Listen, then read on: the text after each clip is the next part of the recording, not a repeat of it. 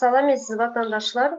Bugün biz prezidentimizin geçen gün Lebap vilayetine gelen ziyaretinde halkımıza, vatandaşlarımıza getiren beydası ziyanlar hakkında gün geçecek. E, Vatandaşlarımıza söz vermek istiyorum bu hak. Gül abla başta söz size verin, siz başlayın. Salam vatandaşlar.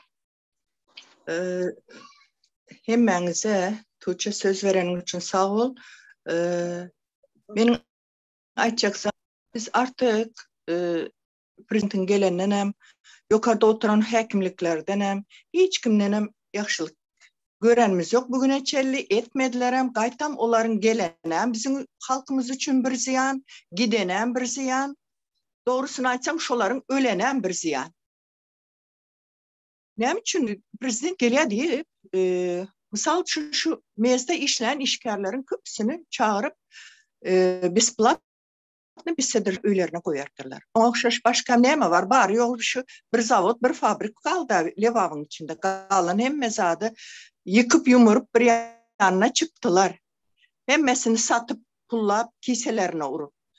Ayçak adam o gelmezden bisedir janyada oturan işgərlərini hem çağırıp şu bir ak öy açılacak deyip şu nəmeleri, kafilleri, şu işgərlere ellerine aseton verip şu kırmalı şu nəmenin üstünü deyip azar barın verip o işlen adamların hemmesinin elleri yaradan dolu, yanan. Onun bilen hiç kimin işi yok. O aradayım. Yine birine telefon yanında olmalı değil, hiç kim surata düşmeli değil, iki adam durup gürleşmeli değil. Bu ne hılık dur oldu?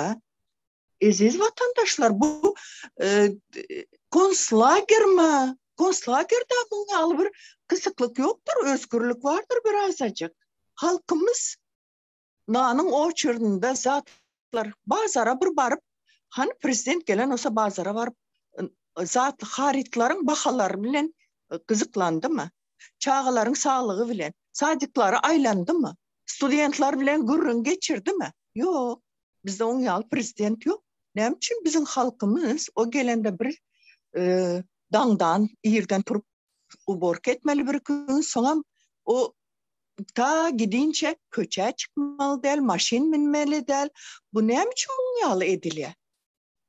Ne için o yurdun içinde yaşayan halkın öz maşini bilen önünden çıkmana, sokağa çıkıp aylanmana hakkı yok. Kim verdi bu hakkı? Şimdi özünüz düşünüp görün. Bir prezidentin bizim velayetimize gelende onun neme peydası var, neme ziyanı var. Çağacıklar, studentler erdi bilen çağırıp neme alı gidip öz aktıcam. Şu 45 grad sıcakta prezident уже giden son 2 günden sonra, bir günden sonra 2 gün izine video düşürdüler. Krasiv, güzel giyinmeli. Onların aydan şeklinde giyinip şu tayda durup aydın saz olmalı. Video almalı o ak öyü. Naha prezident geldi de şu ak öyü açtı deyip görürüz. Kime gerek bu zatlar? Bu gösterişler kime gerek?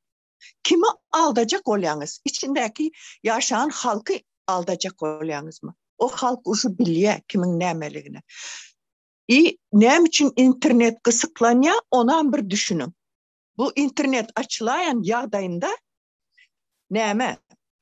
Hem dünyanı görer de halkımız belli gözü açılar. Şu mahal biz bunları korkuyla saklarız deyip, korkuyla haçana çeli saklabilirsiniz. Prosta şu özünüzün diktatura sistemanızı uzatmak için ediyen işleriniz bunlar. Bir adamların gözünün önünde bir sahna koyuluyor ama o sahnanın arkası boş. Aziz halkım birazcık indi korkmanızdan koyun. Korkmak diyen zat bu ne mi? Bu bahana oldu sonku dövrde. Her kimin çağasan var, enesan var, atasan var. Bu korkuyan ne mi? Ben çıksam Onyalı ederler, monyalı eder. Bundan sonra hemen karışacağınız yurdunuzu satıp çağalarınıza yavaş yavaş genosit edip açlıktan öldürmeyene mi karışacağınız? Nıha, ön bizde Türkmenistan'da özünüz bir kredit görün. Biz hatar tillalar dakınıp 2'de, 3'te, 5'te toylardan, veçirlerden aylanıp isleyen yerimizde oturup görün edip siz hazırsız saat 10'dan sonra çıkıp biliyorsunuz mu aşağı? Sonra ön bizim çağalarımız istedik yerinde oynayıp bilet. Şimdi hazırsız bu nemeler çağaların yitki ilanları, bildirimlerini görüyorsunuz mu? Neyse çağalar yitiyor. Nire yitiyor bu çağalar? Açlık başladı. Adamlar indi azıcık özünü tutan adamların öylerini oğurluğam, geri otirler. İnha yakından marda bolan случай sonanın Türkmen Türk Mektebi'nin kaptanında yaşayan on marda her kim bilendir. Öyle 200 dolar için komşusunun oğlu girip boğup öldürüp gitti. Ona menzeş ne cezat var? Bizim Türkmenistan'da ne için hiç saat aydınmıyor? Ne için şu oğurlan oturan çağlar aydınlanıyor? Şu her zadın önünden aydınlan yağdayında şunun önü alınıyor. Misal için yeni atalara devamlı aydılsa. Misal için 27 Nisan'da biz Levap'ta nemeler oldu hemen biz biliyorsunuz. Nerede şu aydıldı? Gaytam daha şozlu olanlar, Balkanlılar toplanışıp şu Levaplı doğanlarımıza kömek edel deyip toplan zatlarını elinden alıp polisiye işgarları özlerini basmadı mı? Alı gitmediler. Katalaşka sokmadılar mı? Bunları aytmayanlar kanişne. Bu haberler hiç aydılanıyor. Dine bizim haberlerimiz gece gündüz televizorlarımız aydındır, sazdır, danstır. Olam neme? Hemme yalakalar. Şonun üstündenim çağalarını imitlep yören yalakalar. Garip halk gece gündüz ertirden akşama çelli nanın nemesinde o çırtlarında gününü geçiriyor çağacıklar var şu ısılarda. Sonra yine bir neme Türkmenistan'da başka hazır Aşkavat'tan şonu aldıydılar. Levap'ta misal için günde gün arsa 8 saat, 9 saat, 10 saat svetler uçuyor. Şu ısıda kanser işlemedik yağdayında düşünüyorsunuz mu? Hastalarımız var, yaş çağalarımız var. Halacılık öçen vaktinde iskusunu, ecesini emmeyen çağaların sütleri var. Onlar düşünen adam yok mu? Fikir edip görünende. Bundan sonra nira var yas. Su vremenini vaktlayınca öçürüyorlar, beriyorlar. Elektrik ölse bir saat geçer geçmez su öçüyor izini. Bu halk neymiş etmeliydi? Eziz halkım. Size yüzleniyen. Bu zatları düşünün. Sizden bile otursunuz. Benim aytmama gerek de. Yöne indi bu kılıp oturup iş sadam edeniz o. Biraz azıcık kıymıldan İzmir haberleri küçücük neme edin de YouTube'a koyun. Bütün dünya görsün. Bütün dünya okasın şu zatları. Doktorlar aydiyan. Doktorlar nerede? Dige her kim hazır kesel olup barandan sorayalar şunun yağdayı var mı ka yok mu ka? Elinden beriyalar bir giden list özem bir günlük veriyorlar. Ertürsundan ulan yine bir günlük veriyorlar. O ilaçları alıp yoğun bakıma girenen son veriyorlar mı o hastaları? Veren yok biz göremiz o. Ama yazılan ilaçlar $100'dan geçiyor kava. Halk işlemese, pulu olmasa bu zatları nereden almalı? Aytsan zatken. Şurada ben bir soraklarım vatandaşlara son Aycıhan abla elini kaldırdı. Şunlara başkalardan hem soralı. Son siz bilen devam ederiz. Yok. Tamam devam edelim. Tamam oldu. Benim sorak. Şurada oturan vatandaşlara ve yorumlara, bizleri izleyenlere son yorumlara yazdılar. Şu kurulup oturan binalarına akoy dedi. Sonra şu Kerki'de halk nimesi dedi. Halkara yollar. Aeroport kuruldu. Şuların bizlere bir peydası var mı? Sizlere sorak. Tamam, Aycahan abla devam etse biraz. Halka faydası var mı yani bizlere halka? Türkmenistan halkına faydası var mı şu binaların kurulan? Bunca çıkarıp okuçuları halka mesela köçe 2-3 günlük yollar yapıp işten koyup adamları şuların faydasını açsanızlar. Ben gittim indi. Tayarlanıp. Birinci söz aldım, gepledim. Olumunu böyle koyasansam. Al gene bolsanız söz ümede mi size gene? Söz veremiz. Ondan da Aycahan abla karşı oturalım. Aycahan abla söz sizden. Salam aziz vatandaşlar, salam aziz ildeşler. Sizin hemmenizi şuunki gepleşigimizde hoş gördük. Biz şu Gül Hanım'ın aydan yankı çıkışına biraz açık koşayın. Şu Gül Hanım deydi da şu bir açılışta şeydi, ayal kızları ellerini yara bolyança şolary kıynap, zorlap, şolary üstüne hakimliğin işgärleri durup sögünüp şu kafeleri yudurup dana şu hemme 5 vilayette da şoň ýalak açılışlar kän bolýar. Men bir açılış barada gysgaç aýtyp bereýin. Şu 5 vilayette 5 vilayetin kitaphanasy açyldy. Bir 2014-nji ýylda ýalňyşmasam. Şoňa özüm gatnaşdym da şonu hakimligiň işgärleri üstüne durup sögünüp ayal gyzlara şu elleri bilen kafeleri yuwanlary henide men gödöňümden giden nokta. Şu derecede kıynap halkymyzy ayal gyzlary berde bir prezidentin misal üçin şu Gurbanguly Berdimuhammedowyň özü eden nokta şolary hakimligiň işgärleri, hakimlikde işleyen ähli işgärler, çinonikler şolar ayal gyzlara sögünüp kıynap şol işleri edýän şolar. Esasy şolary diýjegim men. Şu öz halkyna şon ýaly zulüm edip siz kime gulluk edýäňiz? Kime gulluk edýäňizi hiç düşünmediňizmi? Men şolara soragym. Şu gepleşigimiziň üstü bilen şolary ýetirmegini, şu gepleşigimizi paýlaşmagy, şu gepleşigimizde köprek tomaşaçy gatnaşsyn diýip isleýän. Şolary goý şu çinonikler, şu hakimlikler eşitsinler, duýsunlar. Soňam şu bir gelin gyzlar bolup biz Ýürüýte vilayetden süzme ýygnamaly bolduk da. Näme üçin diýsen şu Gözel Şagly diýip bir ayal var. Şu ayal tenne süzme çalýarmyş da. Bir geň waka da bir ýöne ayal gyzlar bolup bara elimize bedire alıp bazar magazin aýlanyp şu ayala süzme ýygnadyk. Eşder bolsaňyz adamlar. Utanç dämi? Şu ayal banýa girip şu süzmäni ennam janyna sürmelimişin. Şoň üçin şu derecede maskaraçylygy bar. Hakimleriň ayal gyzlar meselesine ser edýän hakimlikdäki ayallaryň ýolbaşçy ayallaryň etdirýän işleri şular.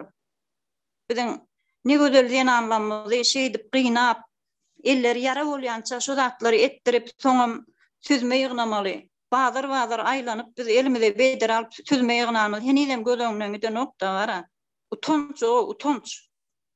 Şu zatlary şu biziň ýolbaşçy işgärleriň düşünmegi gerek da. Şolary aýyp. Soňam bir Mahtym Gulyň goşgusy da bar. Dünýäde aňlardan aňlamaz kendir, bilmezler beladır, bilenler candır. Ol ýigitler adam tilli hayvandır. Söz aňmasa hem ikrary bolmasy diýip bir goşgusy bar. Şu hatya bir şu goşgulardan mani alyp bir özüňize seredip utanç diýip bir pikir etseňiz. Şu adamlara diýen, şu zatlary köprek paýlaşalyň, gelin watandaşlar biziň şu jenanlaryň sesi, halkyň sesi, hem täze Türkmenistan, ýene de başga da TikTok'da da köp kanallarymyz bar. Şu kanallaryň üstü bilen köprek paýlaşalyň, gelin watandaşlar biz bilen ara gatnaşygy üzmäň. Hökman şu zatları biz aytmasak kim aytsın? Yurdun içindeki halkımız hiç hem ses çıkan ok bu zatlardan var. Şoň üçin köprek paylaşylyň, köprek halkymız bilsin kime gulluk edýändigini, bir haram ogry, haram tohumy gulluk edýändigini, şolaryň haram tohumyň bir iki satanna eplenip salam berip gören çinoniklere goý düşünsünler, bir dileliň ýarsyndan gaýtmagan bir hayırlı da şoňa düşünerler diýip pikir edýän gelin watandaşlar biz bilen ara gatnaşykda bolun, hökman bize goşulun. Şu zatları aýtjaktym. Aycahan abla, ben yankı beren sorama cevap verip bilir misin? Mesela şu kurulu oturan binaların, açan binalarının faydası var mı? Men düşünşüm boýunça hiç ýyly şoň peýdasy ýok. Mysal üçin Kerkide aeroport açypdyr da. Dünya derejesindäki aeroport diýip ona mara yalan geplep o dünya derejesindäki aeroport däl ol. Bir iki etajly bir misal bir adamyň ýaşaýyş öýü aljak bir zat ol. Ona mümkin däl. Aeroportun yani gerek var mı bence? O yok yapıp emeýär. Ha o zatlar yalan ol. Mümkin däl olaryň hiç ýyly halka peýdasy ýok. Şu wagtlar gurulýan guruluşyklaryň şu wagtlar kän binalar gurýarlardan hiç hiç kim ýaşanok. Aşgabatyň ödünne de kän binalar gurulýar. Hiç ýyly birinciden hili ýok. İkinciden hem oňa hiç bir halkyň güýji ýetjek däl. O bahadan oňa girip ýaşap bir heder edip ýaşar diýip pikir edem ýok biz onu. Hiç ýyly halka peýdaly tarapy ýok şu zatlaryň. Şu binalardan hem hiç peýda ýok ýöne dünýä ýüzüne özüni neme halkara aeroportuny açdyk diýen bolýar da bilýän Kerkide halkara aeroport näme işlesin gyýdy o taýda? Adam şunu aýtdy. Şu yorumlara hem yazsınlar vatandaşlarımız. Bedası var mı yok mu? Yolları yapanyň bilen sen, yol yapyp durany bilen sen aeroportun kime gerek? Samolyotlaryň uçanak hiç ýeri yol yapmaga gaty bir günä iş ol, ýoly yapmak gaty günä iş ol wara. Näçe şumat hastalarymyz gidip bilenak, ene atasından aýryp çağaçyklaryny görüp bilenak, bu zatlar gaty günä iş, sen bu zatlar hakda pikir eden okdanym, o taýdan baryp bir owada halkara aeroportuny açdym diýmek kime geçýär? Kime gerek ol? Hiç kime de on haýry ýok, peýdasy ýok. Bilemok beýle watandaşlarymyz näme pikir edýär bu hakda? Belki Paris Qur'ana da bir zatlar diýer. Türkçe bilemok, mene düşünşüm şeýle. Assalamu vatandaşlar, benim size bir koşan dediğini koşayın. İnha haýsy bir işin başına barsaň pıtrap ýatyr, o çüýredi. Eller ýeriň ýöne pıtrap ýatyr. Haýsy temeden alsaňam şoňa. Enhani men şoň ödüm edil içinde bollum da. Poliklinika misaly. İrden saat eýem 3'te bir poliklinikada 7-8 sany doktor beýleki felçerler bar bolyn. Şolaryny çäre etmeli. Saat 3'te biler çäre etdi. O skora maşina saat 8'de 7'de işe başlaýar bolyn. Barýan skora maşin dur. Olam bir köne maşin o ýarty ýoly döwülip ýatyr. Olaryň ne zat şäsberler, ne zat edilýär. Inni bu doktorlaryň köpüsi çäre giden ýekejede bir doktor dur, bir kol edebilýär.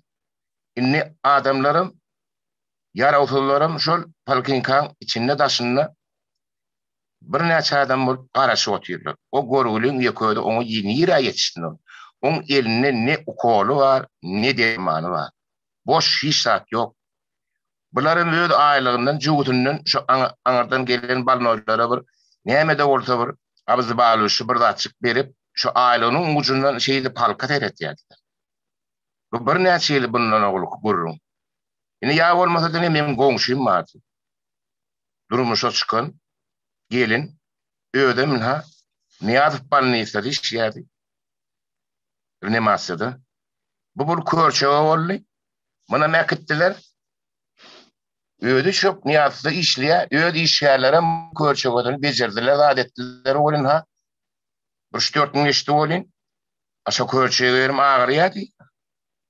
Ama gaýtalap ekseler öýlerem şol öýl işgärleri şol körçegeden aýylan adetdiler bol. Inha şo taýda şu içeren aralarynda gidijik gaýçyny goýupdyrlar. Oňa näme diýjek? Aşeýle gaýçyny aýryp täzeden dikdiler. Muň mara watandaşlar näme haýy tarapyndan barsaň bu çüýredi.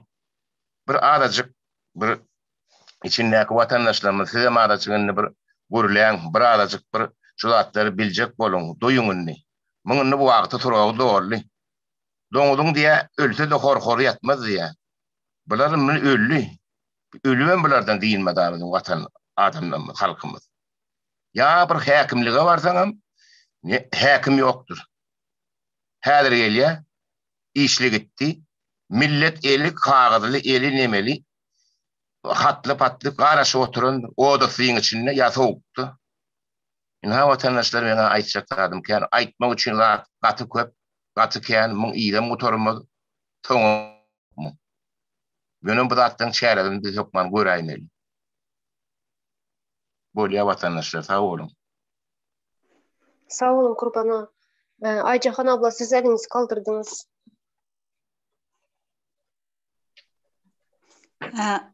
Vatandaşlar şu ýanky Gurban agaň diýen zatlary gaty dogry aýtýar-da, şu zatlary gara iň bir ujypsyz zat şu balnoýlary, hassalara seretmek ýaly işler görýärmi? Olaryň parksyzlygy, o hassaň içinde gaýçynyň galdyrylmagy, şu derejede türkmen gaty gynasly ýagdaýda, göz gyny ýagdaýda bulan wara haýs tarapyndan tutsaň çüýren diýär, dogurdan çüýren. Bu çüýren agaç gödöňüne getiriň, ildeşler wara. Bu zatlary hökman çüýren agacy kesip ýa-da goparyp aýryp oklamak gerek bize. Ýurduň içindäki ildeşlerimiziň hem düşünmegi gerek. Bizim şu çykyşlarymyzyň bir adam bolsa, şu watandaşlarymyza paýlaşyp şolar bilen bilelikde bir şu zatlara goşund etsek biziň azyjgam bolsa edýän işimiziň netijesi diýip düşünýän. Şoň üçin gelin watandaşlar goşulşalyň, köpeliň bir öz hak hukugyňyzy talap edeliň, bir harama gulluk etmäliň de bir halal dogry ýoldan gitjek bolalyň da. Şu taýyk sahrada gelip goşuldy gerek türje. Şolum gel öz pikirini aýtsyn. Baris var, umit var. Başga da watandaşlarymyz öz pikirlerini aýtmakçy. Olara söz bereliň. Böyle Sahragül söz verelim Sahragül'e. Fikirlerini açsın. Salam Sahragül. Ne karşı? Baris sen şu konuda, şu temada bir zat aytmak istesen.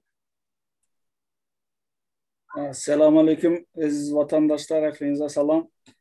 Men öz fikirimi açsam, näme gurulan akçaylar, nämeler gurup berler, ýöne onun näme faydası halka hiç bir faydası yok yani. O haramın özüne özü bir faydası yok, halka neyle bir faydası olsun. Vatandaşlar bunu düşünmesi gerek. Türkmenistan'ın içinde olsun, dışında yörenler var. Bunu da düşünüp yani biraz hareket etse aslında uzaklar olacak da yöne näme geçen bir nämeni analiz ettik vatan programmasını, onda bir näme skor maşinleri gösteriyor. Näme vazik köne maşinleri gösterip duruyor. Onu göstermeye de utanan yok. Hiç utanç nemedir? Hiçbir türlü utanmıyor. Utançtan çıkan adam. Çüren, ehli neme Gurbana aytdık yani aklı pudak çüren, duran. Benim öz fikrim açsam indi bu halkada bu bizim çıkışlarını görüp nemede zenalların sesi var, halkın sesi var, kanallar. Onların videolarını paylaşsalar, Türkmenistan içindeki neme vatandaşlara iletmek bir nemetseler atı gov olurdu bence. Benim fikrim yani zamanımızda az kaldı. Başka nemeler varsa, gelecekler varsa fikirlerimi aytacak. Az bir zaman bolsam da ben bir öz fikrimi aytayım. Bu prezidentin gelip giden sadece adamlara emas, hayvanlara hem köp zararı var. Köp ziyanı yetedi. Gözümün önünde neçe gezek şu dvorumuza gelip küçükleri urup maşına yüklep giderlerini bilemem şu prezident gelecek vaxtları. Bir şey küçük. Yani sadece onlar emas o alabaylara kette binalar, banisalar, zatlar kuradılar ama köçede yürüyen dilsiz canavarlara hiçbir acımıdılar prezident gelecek vaxtı. Onların nime günahsı var? Onların nime suçu var? Nime prezident gelen vaxtı bu gelip nimeden mi bunlar küçükler, hayvanlar? Yani hakkı yok bunları etmeye. Benim fikrim şu. Başka geplemek isteyen bolsa. Tüçü berde Sahraul gelip koşuldu ölen sesi açılmadı gerek on. Edil vatandaşlar onun ştayda bir zаты belläp geçmekçi kıyısqa çık wagtymyzdan azaldy. Bizden ha milli halat etiş toporu döredildi da. Şu milli halat etiş toporuna döredilmegi yurdun içindäki halkymyzy şu zulüm sistemden halat etmek bizden esas maksadymyz. Şu zatlara düşünmesi gerek halkımızın içindeki daşında da kendi düşünmeyen bizim Türkiye'de de Şutay'da da işlep gören Türkmenistanlı vatandaşlarımız var. Şu hatta bir like basmana, abone olmana, gelip öz seslerini koşmana, şu zatlardan korkup görenler var da yani tamam şolara diyeceğim edil vatandaşlar indi hiç zattan korkmak diýilen zady hükman ayırıp atmaly onu bir çöpe. Sebäbi olar bizden gorkýaşmak bar. Biz halk şu halas etiş, milli halas etiş topory öz güýje girdi diýene şondan soň hasam olar gorkýarlar. Şoň üçin vatandaşlarymyza aýtjam, gelin hükman bize goşulun. Şu iň bolmanda aýal gyzlar nemämiz barna, zenanlan sesi var. TikTok'taki kanallarımız var, Türkçen kanal var, Umid'in kanalı var, başka da Paris'in, Sahraul'un opşum kendi kanallarımız, şolara gelip öz seslerinizi koşun, in olmanla vatan için bir azıcığım olsa iş edin, öz koşunduğunuzu koşun diyen, sebep vatan elden gidecek, şu halas etiş toporu eyyam dörüdüldü, ol güýje girdi, hiç kimin korkmana hakkı yok. Bu zatlardan çette durmana, korkmana, daji like basmana da korkyan ildeşlerimiz korkmasın, gelsinler, koşulsunlar bize. Ne aytjam edil vatandaşlar, bizden taşlaşman hiç açanan. Ayrıca hangi hemen başkalar, vatandaşlar başlarken men yolda şu var, salam hemen men bir zade ettim de men şu an otpuskada, men bir zade üns verdim.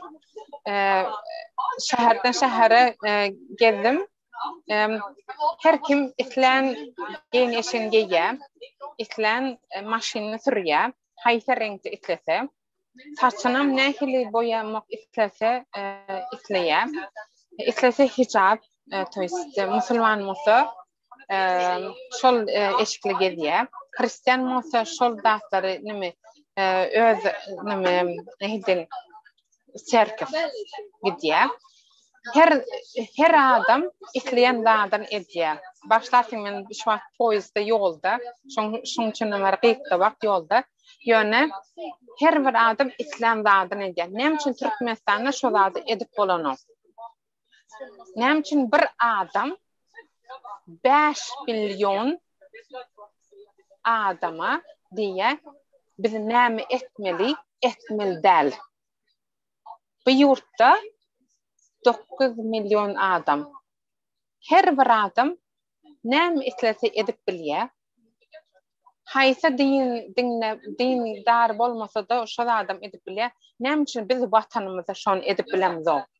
Şonu pikirleşelim biraz. Sefraul ştaýda men da sen şu soralarına kısa cevap bereyin. Sebebi Türkmenistan kuruluşu bir hili çarşan çüren sistemi da yalan bilen kurulum hiç ili düýbi yok onun var. Şoň üçin azatlyk, erkinlik hiç ili halkın elinden gaňrılıp alınan. Halk korku bilen yaşap, korku bilen yatıp, korku bilen turýarlar. Şoň üçin azatlar entek bu temaň üstüne gaty giňişleýin durup geçer ýöne sen rahat dinjal soň goşuşup bilersiň bolmasa şu wagtymyza maýar ýa-da Aýta hangi men onu düşünen ýöne biziň halkymyzyň düşünmenizi gerek. Näme üçin biz şu zatlara ruhsat berýär? Halkymy korkudan hiç sada diýene laýyk bakmanyda gorkan illetlerimiz var da. Şondan korku nemesini ayırmaly. Adamlar öz yüreğinden korkuýy ayırmaly. Şonu ütger. Aycahan abla, bu bizlerin halkın özüne bağlı zat. Her bir adam da izolesinde oladı. Şunu demek hiç kimi zorlama hakkı yok. O şu wagt biz yurdun daşynda bolup rahat gürläp bilýäs diýip pikir etmesinler. Biz misali häzir yurdun yollar açılsın, biz gönü yurdun içine barwam gürülecek. Öldürsinler koy. Hani kim öldürýär? Kim öldürýär? Hiç kim islatdan gorkor ýa-da yok. Diňe öz hak hukugyny talap etmeli bärde. Azat erkin ýaşamany gördüňiz, gözüňiz açyldy, yurdun daşyndan görýäňiz da yurdun bärde nähil adamlar rahat ýaşaýarlar. İslendik zadyna Sehraulun diýişýäli. Geyecek eşigini geyýärler, minjek maşynyny minýärler, her hili rahatlyk, erkinlik var. Şu zatlary düşünmesi gerek halkymyzyň. Gorkyna indi aýyrsynlar.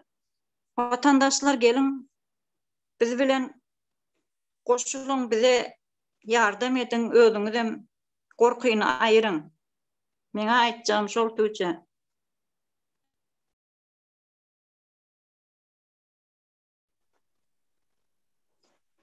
Vaktimiz azalmak olsa belki doldu кажется barız. Şunun bilen şu geplemek istedim. Aycahan abla siz mi geplemek istiyorsunuz? Yok sen deyiver gürler. Da şu bilen men var başlarsın sözüňiz bölýär. Men ýolda ýöne bir zady ilmedam aýtmak isleýän. Ören gynançlydan elmedama maňa tapawut ýok. Ýöne kim oturmady ýöne bir sebäre bir zady pikirleşmeli. Türkiýede Türkmenistana ene atalary var, çağlar var. Ene söýgüsini, ata söýgüsini çağlarını görmedik, ene atalary var. Şu zatlar vardı pikir etmeli, elmedama. Şu görüşe koşulsan adamlar. Yani, может быть, неправильно сказал, потому что men yolda şu wagt. Sahra Gül doğru aýtdy, doğru belirtmişdim şunu. Mesela men öz adımdan aýtsam, men şu çağlarım geljegi üçin koşuldum şu işlere. Doğru aýtdyň. Çağlarım geljegi üçin özüm. Biz şonu hiç asan ýatdan çykarmam däl. Biz özümüz üçin däl, biz çağlarym üçin hem gelecek üçin. Hemmemizden bir gämide da watan üçin görüşýär, hemmemizden watan üçin görüşýär. Çağlamyzyň rahat geljegi üçin, eşretli ýaşaýyş üçin, şu zatlar üçin görüşýär hemmemizden. Watanymyz geljekde bir rahat, erkin, azat bolsun. Koy Türkmenistanymyz dünýä tanasyn. Bu dünýä tanamaly. Türkmenistanymyz birgeden ösüşlere yetmeli. Biz haýsy asyrda geçýär, biz bilemiz ok. Bir daş asyrmy? Halkyň şoňa düşünmeli. Hemen mara biziň çağlarymyz hiç atan biziň türkmendigimizi ýatdan çykarmaly ýaly.